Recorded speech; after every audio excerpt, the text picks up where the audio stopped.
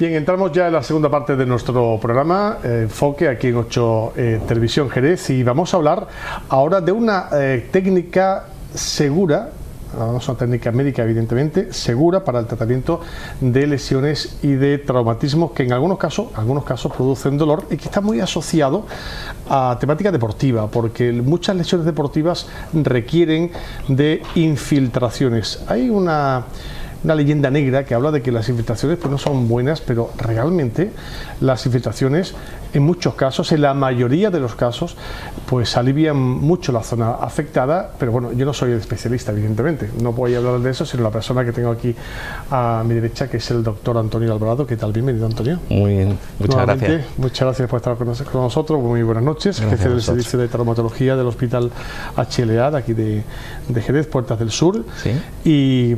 Y decía que había una pequeña leyenda negra, ¿no?, en el tema de las infiltraciones, pero evidentemente nada más lejos de la realidad, ¿no?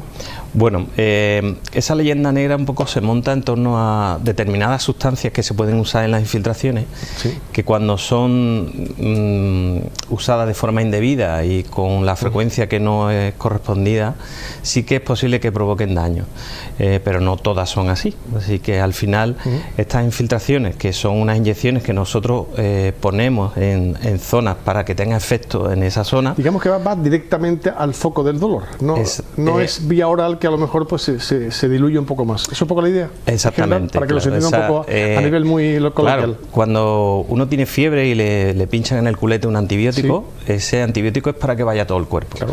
Cuando yo tengo un dolor en el hombro, en la rodilla y me infiltran, la idea es que esa infiltración vaya a la zona de dolor o a la zona que está muy cerca, para que tenga ahí efecto.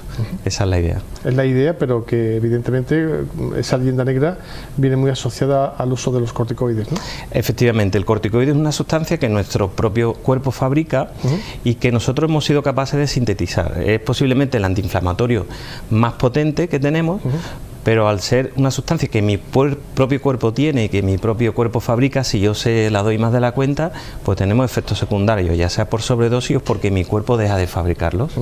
Y sobre todo afecta al hueso, ¿no? El corticoide es una sustancia que en nuestro cuerpo se encarga de que haya calcio dentro del hueso, de que se absorba o no se absorba, o que salga el calcio del hueso, y el corticoide usado mucho tiempo vía oral, no tanto en infiltraciones, sí que tiene esos efectos, y quizá por eso esa es la leyenda negra. También es verdad que en determinadas situaciones el corticoide no se recomienda, como son sospechas de infecciones en las zonas donde vamos a infiltrar, porque es tan potente el poder antiinflamatorio que baja las defensas y podríamos empeorar la infección. Por ejemplo, en el caso de diabetes tampoco se aconseja, ¿no? En el caso de la diabetes, como hay dos tipos de diabetes y va a depender mucho de la compensación de esa diabetes que tenga el paciente, del control de esa diabetes, nosotros podemos ajustar la dosis de corticoide que ponemos, tanto en cantidad como en frecuencia, con la dosis de antidiabéticos que tiene que usar el paciente. Entonces, cuando tenemos una diabetes y a la fuerza lo tenemos que usar, pues lo ajustamos mucho. Si no, pues podemos intentar usar otras sustancias que tengan un efecto similar y no tenga este problema con la diabetes. Por ejemplo, ¿a los hipertensos tampoco es recomendable? Con los hipertensos sí que es verdad que bajamos la dosis, y la recomendación siempre es que si el paciente empiece a sentir dolor de cabeza, dolor en la nuca, que podría corresponder a una subida de tensión, sí que sería recomendable que se la controlasen, pero no siempre tiene un efecto secundario que suba la tensión. Y otro momento que no es recomendable es cuando el paciente tome el denominado Sintrom, ¿no es? Bueno, hay sustancias o medicamentos que se usan para que la sangre esté un poco más líquida, no se me formen coágulos. Correcto. Entre ellos están el Sintrom, o también podemos usar otros anticoagulantes. En esas situaciones, tanto la infiltración, hay que tener mucho cuidado porque podemos crear una hemorragia si no hay control de la coagulación, y además el corticoide también ayuda a que haya menos coagulación. Entonces hay que andar ajustando la dosis para tener muy presente ese tema y que no haya esa complicación. Hasta ahora tradicionalmente se ha utilizado el corticoide, pero también los anestésicos, ¿no? Que es un poco la doble hasta ahora, porque a partir de ese momento ya hay otras sustancias que se aplican, ¿no? Exactamente. Siempre se usaba el corticoide con el anestésico, porque el corticoide hace que haya una especie de como de pequeñas calcificaciones o unas pequeñas pículas dentro de la zona donde se pinchaba que provocaba dolor. Entonces tú aplicas el anestésico con el corticoide para superar esa fase de dolor.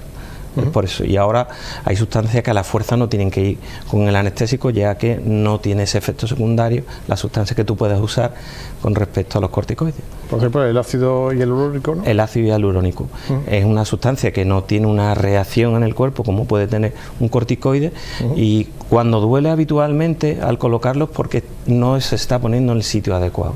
Por eso duelen. Lo normal es que no duela, sino que tú notes que esa sustancia entra dentro del cuerpo, que eso sí se nota. Y los denominados también antiinflamatorios, digamos que naturales, ¿no? Como pueden ser, por ejemplo, el plasma también se utiliza. Vale. Tenemos como dos grupos. Uno son una medicación homeopática que se está empezando a usar mucho porque no tiene efectos secundarios. Está un poco en discusión si es homeopática o es bioreguladora, es decir, si ayuda al cuerpo a que baje la inflamación, que no tiene efectos secundarios y que nosotros usamos sin anestésico. Realmente no es necesario, aunque tú te puedes ayudar del anestésico para colocar la infiltración en un sitio y no duela, ¿no? Y después tenemos eso que estás comentando, que es el plasma, que entramos dentro de los pasos que está dando la ciencia con respecto a células madre también, incluso, ¿no? Claro. Bueno, pero eso es el futuro o es el presente ya. Eso ya está. Ya está. Eso ya está. Eso. Y no da un poco de miedo todo el tema ese. Sí, pero bueno, ya llevamos mucho tiempo, ¿no? Sí, pero llevamos casi 15 de células años, madre, eso... antiinflamatorios naturales. Parece un poco como de ciencia ficción, pero verdaderamente ya se están logrando logros muy interesantes en esta materia, ¿no? Sí. Dentro de esas sustancias nuevas que estamos usando, que obtenemos de nuestro propio cuerpo, por un lado es el plasma rico en plaquetas, que es una parte, y lo otro las células madre. Son cosas diferentes, aunque vienen casi del mismo tejido.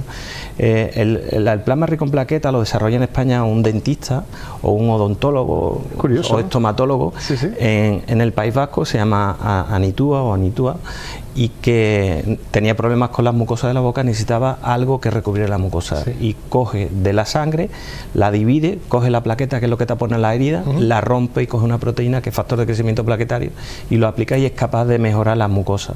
Y eso lo que tiene es un poder antiinflamatorio natural muy potente. Y de eso se aplica a partir de ese momento a las infiltraciones. A un montón de muchas cosas. Muchas aplica, también se está aplicando a cirugía estética, y como antiinflamatorio natural no tiene efectos secundarios. Y después están las células madre, que son como las células que son responsables de toda la división celular del resto del cuerpo, que tienen capacidad de formar tejido, cuando el plasma no tiene esa capacidad. Entonces las células madre se pueden obtener de la grasa, se pueden obtener también del hueso, se concentra y se aplica. Esa sí tiene capacidad de regenerar tejido, no el plasma rico en plaquetas. Cuando hablamos de infiltraciones, a todo el mundo en general, al televidente, le mire la imagen del deportista, la imagen del tenista, la imagen del futbolista, que siempre se habla, pues se va a tener que infiltrar. ¿Por qué se asocia tanto el mundo del deporte, esta infiltración? Bueno, la infiltración es una técnica que tiene un efecto casi inmediato, entonces recupera pronto. Hay que recordar que no cura, sino que alivia. Bueno, depende de lo que usemos. Vale. Quizás la que tiene más capacidad de curación sería las células madre, que tiene su indicación. Después tendríamos el que menos daño hace, que tiene cierto efecto curativo, que sería el plasma, y después el resto de la sustancia lo que hace es parar el proceso de inflamación, de deterioro, para que mi propio cuerpo lo vaya recuperando. Entonces los deportistas de élite pues son los que imponen esto, porque necesitan una recuperación muy pronta. Pero ya hace mucho tiempo que se usan las infiltraciones en personas mayores cuando tienen dolores en la rodilla, dolores en las articulaciones, lesiones, y necesitan un alivio sintomático porque ya la medicación oral no la soluciona y no está para el quirófano. Entonces intentamos aliviar el dolor y las molestias con esto. ¿En qué casos se puede aplicar? Por ejemplo, en roturas musculares, en artrosis. En todo tipo de artrosis que no es artritis, que no tiene por qué ser lo mismo, ¿vale? No es la artritis puede ser por artrosis o por una enfermedad de reuma. Cuando yo tengo una degeneración de una articulación, que tengo dolor, se puede aplicar una infiltración con corticoide, con anestésico, se puede aplicar ácido hialurónico, y lo que tenemos que hacer es parar, enfriar esa articulación. Después, todo lo que son inflamaciones de tendones, también... articulaciones también, incluso. Articulaciones, alrededor de las articulaciones, y después lesiones musculares, que ahora se está usando mucho para acelerar el proceso de curación y para evitar que ese músculo que se rompe haga una mala cicatriz y ya de forma crónica sea una lesión para la persona y sobre todo para el deportista. Habrá visto casos casi milagrosos, ¿no? De alguien que ha llegado al hospital con un dolor tremendo, claro, y que en poco tiempo ha salido por su propio pie, ¿no? Exactamente. Eso es un milagro, doctor. La verdad que impresiona mucho cuando llega una persona 60, 70 años, que es joven, ¿no? Con dolor en la rodilla, incapacitante, que lleva así 6 o 7 días o lleva más tiempo y le infiltras y se pone bien, pues la verdad que salen súper agradecidos, igual que el hombro, ¿no? El hombro, cuando llega mucho tiempo, ese dolor, que no puedes dormir, que te incapacita de todas formas y sales moviendo el brazo y sin dolor, pues eso, claro, y es tan rápido como se vende, porque por ejemplo en el tema deportivo, vuelvo un poco al origen, el tenista, bueno, mañana tengo un partido, pasado tengo un partido, me infiltro y ya puedo jugar por lo menos ese partido. ¿Es tan rápido y tan milagroso? Lo que ayuda es el anestésico. El anestésico es el que te quita el dolor en 2 o 3 horas, y el antiinflamatorio, que en deportista hay que tener mucho cuidado a la hora de usar corticoides, porque tiene un efecto antiinflamatorio, pero para tu proceso de regeneración. Entonces, ya eso no se hace, pero antes los futbolistas con poca edad acababan destrozados por tanta infiltración, ¿no? Porque se abusaba para que pudieran hacer deporte. Entonces, claro, juegan infiltrados, juegan con la zona dormida. Entonces, pues eso juega. El daño muscular sigue estando ahí, lógicamente, y se agudiza en cierta forma. Claro. Lo normal es que se pueda empeorar. Eso ya no pasa, ya ahora tiene mucho más cuidado. Ahora no es como esto era antes, que era mucho más agresivo. Aparte de que en cualquier prueba que se haga posterior al partido puede salir esa sustancia como un dopante, ¿no? Claro, esos son anabolizantes, entonces los corticoides no están prohibidos en este caso, así que no. Claro, luego a los deportistas no se les puede poner corticoides en absoluto, porque sale después fácilmente en cualquier análisis que se haga posterior de orina o de sangre, ¿no? Sí, eso no se puede hacer. No se puede hacer. Se hace en algunos casos, porque en el caso de las células madre lo que se hace es regenerar los tejidos, ¿no? Con lo cual esa curación que en principio no era posible con la infiltración se puede llevar a cabo, ¿no? Claro. Se regeneran un poco. Sí. ¿Hasta qué punto y en qué circunstancias? Porque no siempre, ¿no? Vale, ese sí que el tema de la célula madre es un tema que sí que está ampliándose el estudio, se está ampliando la aplicación, están saliendo muchos estudios que se están viendo que vienen bien muchas cosas y cada vez se está afinando más en la indicación. La célula madre que se usa sobre todo en traumatología o medicina del deporte o reumatología o rehabilitación son células madre de tejido que nosotros llamamos tejidos conectivos. Lesiones del cartílago, lesiones del hueso, las que nosotros necesitamos que haya una aglomeración de células que ayude a reparar el tejido.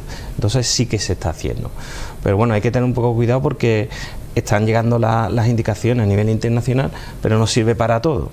Claro.